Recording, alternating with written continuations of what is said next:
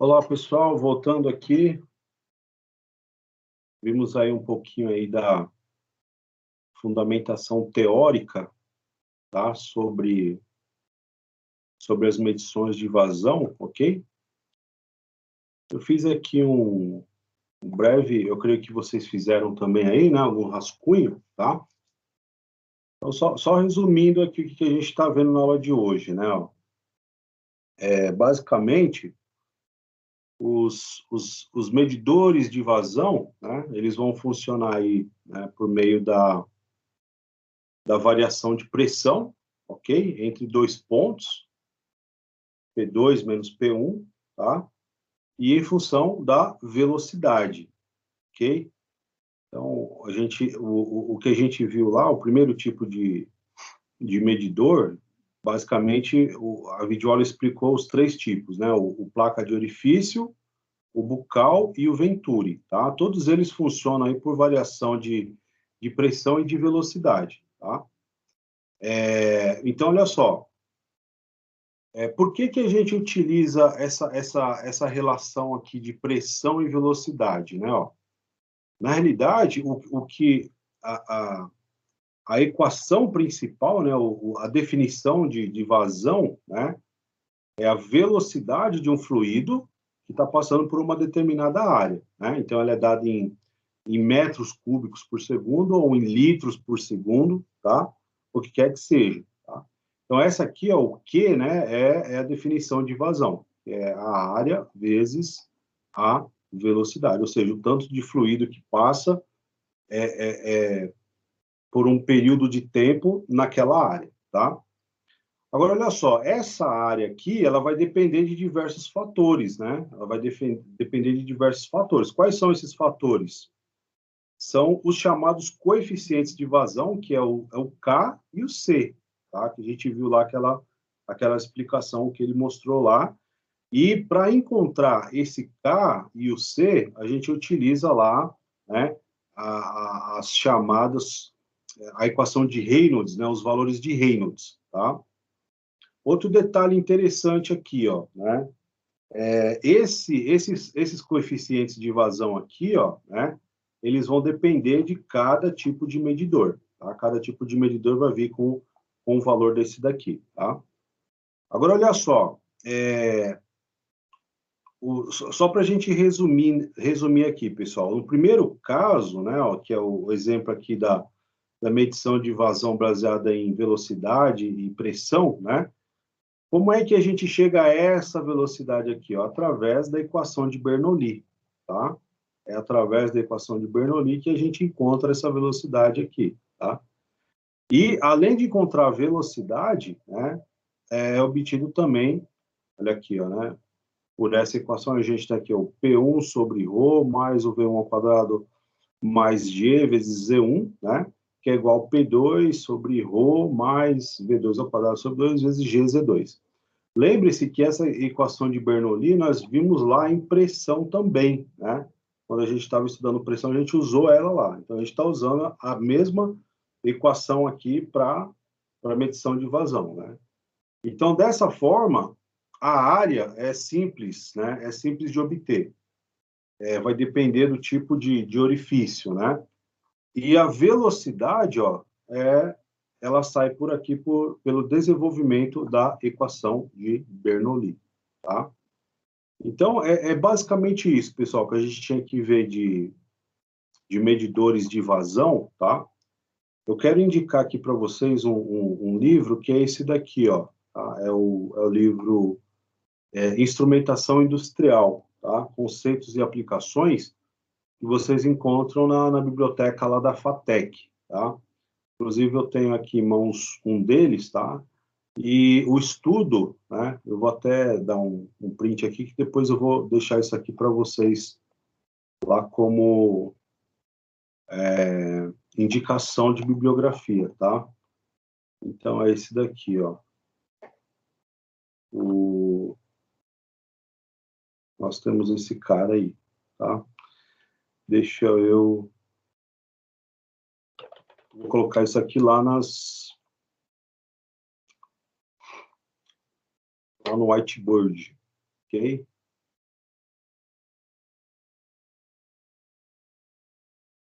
E onde é que a gente vê esse conteúdo aí, pessoal? Tá?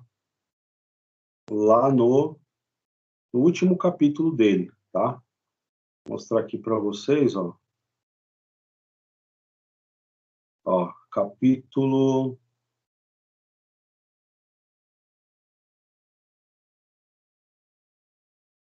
8, ó. Medição de vazão volumétrica, tá? Aliás, ó, eu vou até deixar aqui indicado para vocês, né? Vou até deixar indicado para vocês, ó, esse aqui é um livro completo sobre instrumentação industrial, tá? Então, olha aqui, ó, né, ó. Vamos dar uma olhadinha, ó. Olha aqui os conteúdos que são vistos nesse livro e vocês podem comparar, que basicamente é o mesmo programa que a gente viu na nossa disciplina, né, ó. Então, olha lá, ó, teoria e propagação de erros, né, ó. A gente viu lá como que a gente verifica os erros de paralaxe, interpolação, erros de instrumentos digitais. Depois ele entra aí na medição de temperatura, nós estudamos isso daí, tá? Olha lá, ó. Depois, ele divide em duas partes, medição de temperatura parte 1 e parte 2, né? Depois vem os instrumentos de medição aqui. E aí ele tem parte 3 ainda, ó, tá? Alguns outros tipos de instrumentos aqui.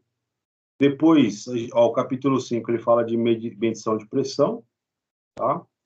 Aqui temos aí também, ele tem um adicional aqui que são os medidores de força e torque.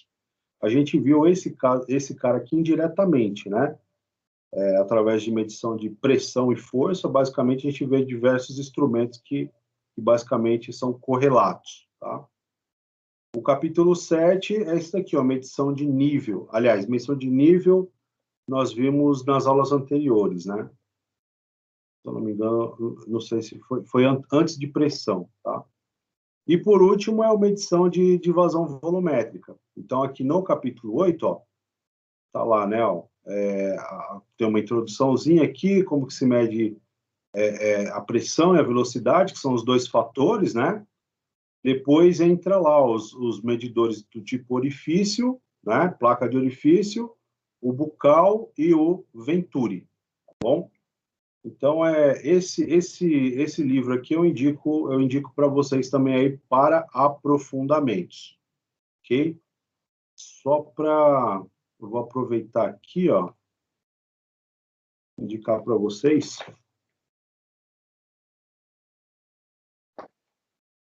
Se vocês vão conseguir enxergar direitinho aí, ó. Olha só, é esse capítulo aqui, ó, ok? Ó. Medição de vazão volumétrica, tá? Então, não sei, acho que vocês estão vendo meio que invertido aí, né? Olha aqui, ó, tem toda essa parte da... Tudo isso aí que a gente viu nessa aula aí é um compêndio, tá?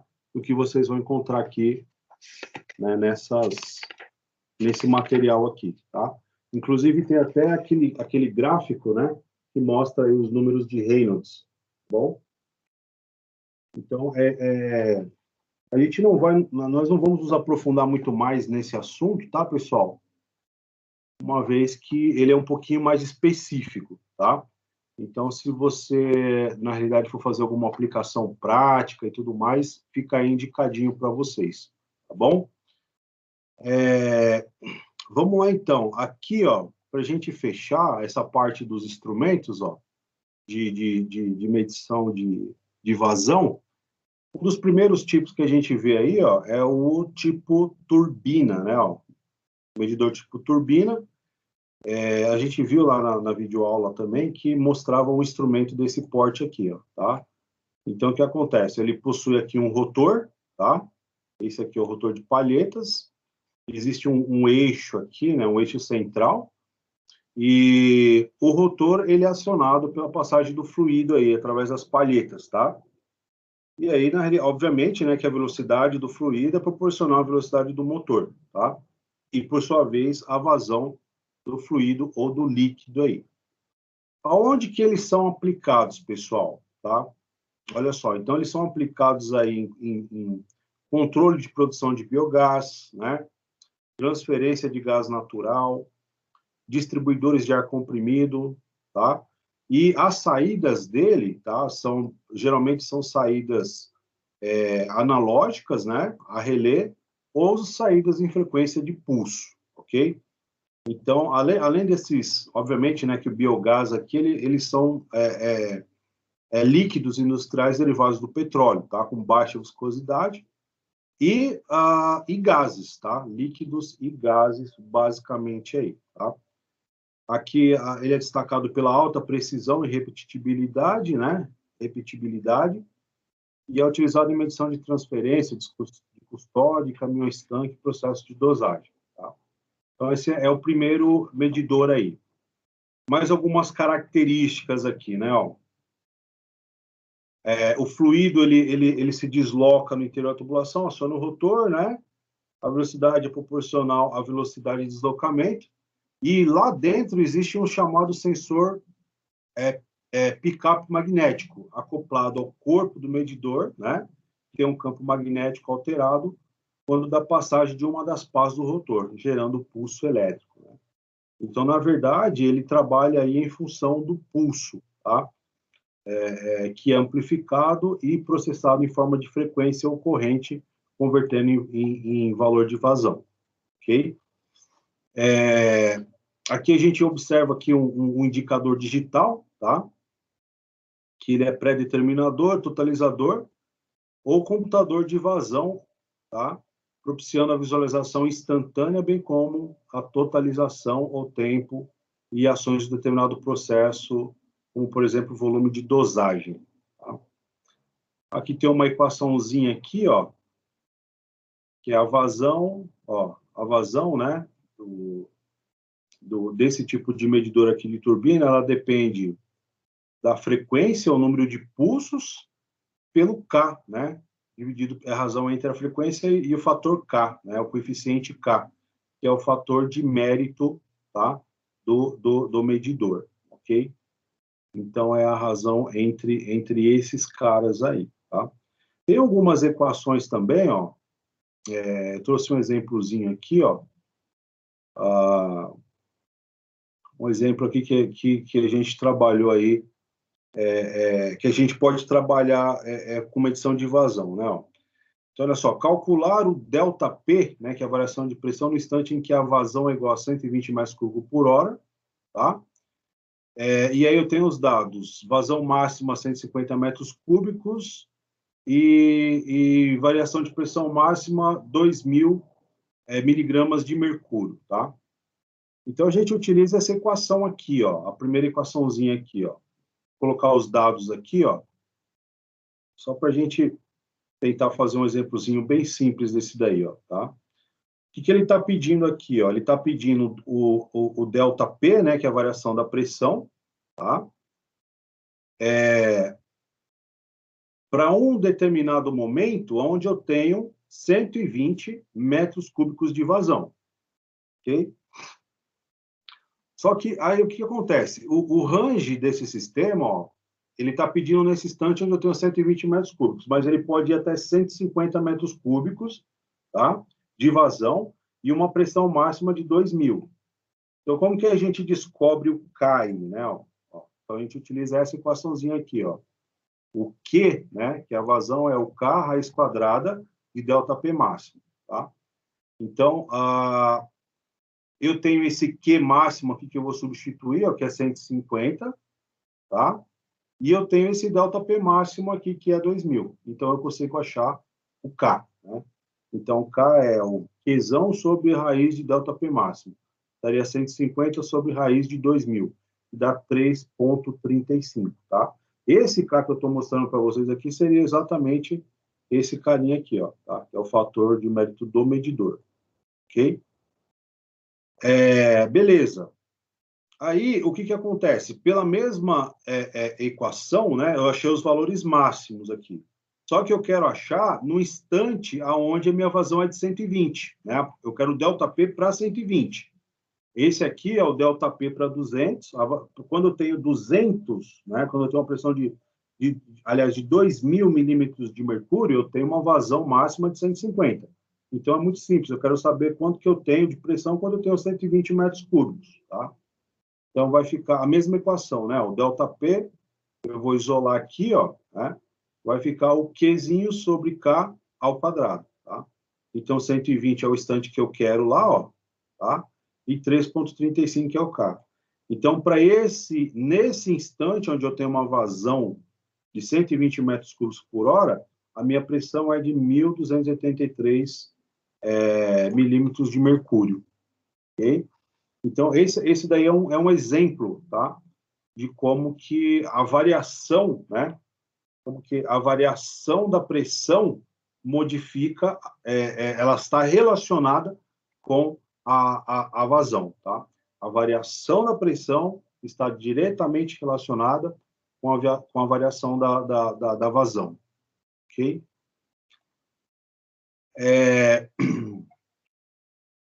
Aqui, mais alguns detalhes do medidor do tipo turbina, né? Ó, saída com frequência de pulso, os sinais podem ir de 3 até 4 kHz, tá?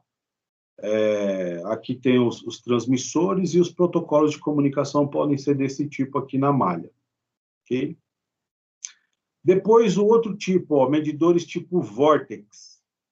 Ó, quando o fluido passa por uma tubulação contendo obstáculos, são criados dentro da tubulação, na parte externa da parede, turbulências que vão se dissipando à medida que se distanciam da parede, né?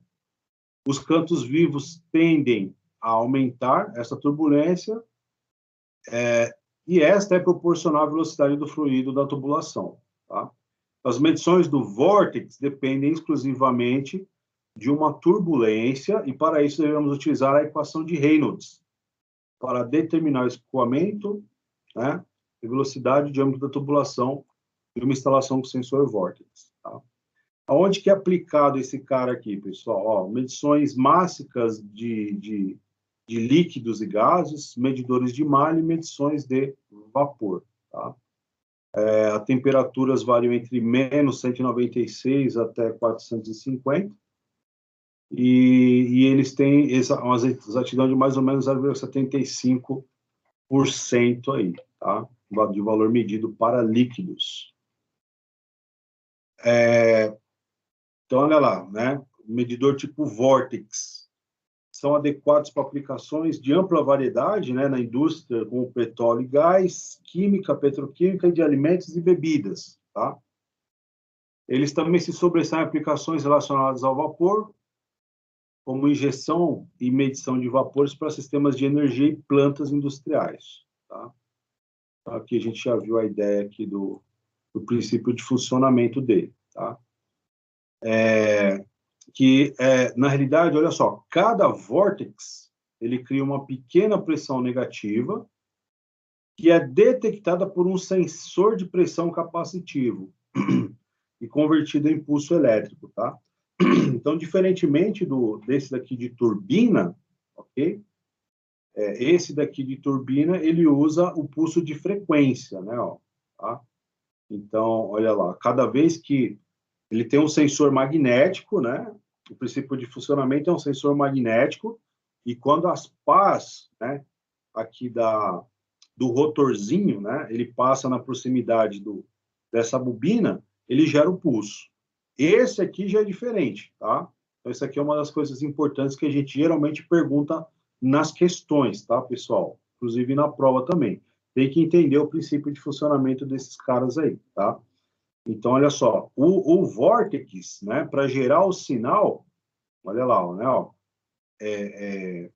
vai existir lá um sensor de pressão, né, capacitivo que detecta uma pressão negativa e converte em pulso elétrico também, tá? E aí esse pulso aí vai para a saída, ok? Não confundam isso daí, lá na frente, tá bom? Depois, os medidores de vazão eletromagnéticos, baseados na lei de Faraday, tá? Olha aqui essa figura aqui, né? Ó. Então, existe aqui um fluido, né, com uma determinada velocidade, tá?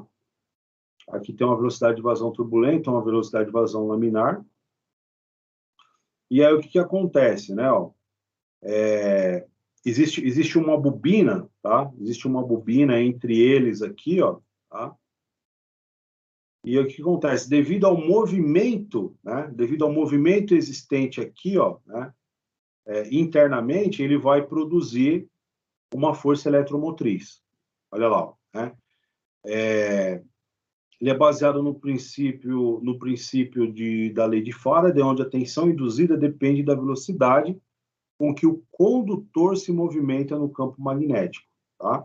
Do comprimento e da seção transversal do fio.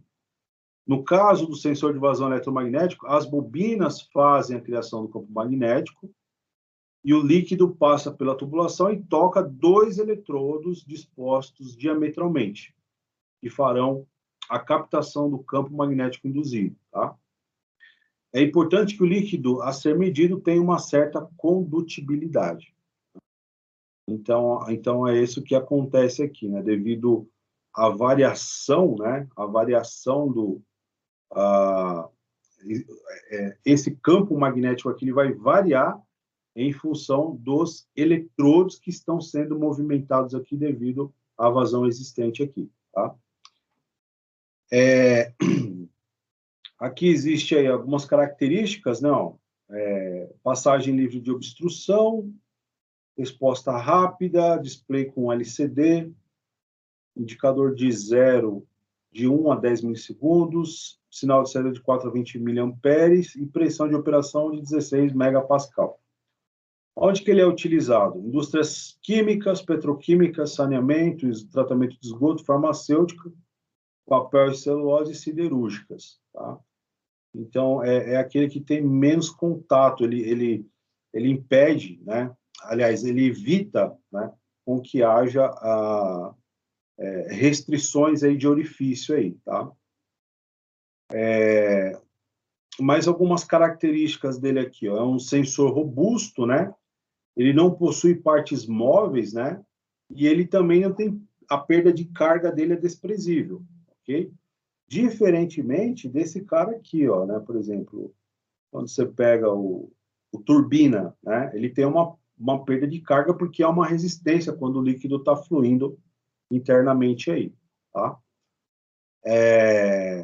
Então, aqui, essa é uma das grandes vantagens desse daqui, do eletromagnético, tá? Resposta rápida com boa estabilidade, alta resistência em diversos revestimentos, tipo de eletrodos internos, tá? Eficiência e controle automático e tem também memórias, tá? Para medir dados de operação, proteção, segurança e confiabilidade da memória. Como a gente estava falando aqui, né? Ó, várias indústrias, pulp, papel, metais e mineração, água e água residual, alimentos, bebidas, química, petroquímica, petróleo e gás. Tá? Aqui, o princípio de funcionamento, a equação, né, baseada na lei de Faraday, onde a gente tem aqui, né, que a força eletromotriz produzida, ó, né, ó, o E é igual ao K, né, que é a constante da vazão, vezes o B, né, que é o campo magnético, vezes o D, tá, que é o diâmetro aí, vezes o V, que é a velocidade. Tá? Então, olha lá.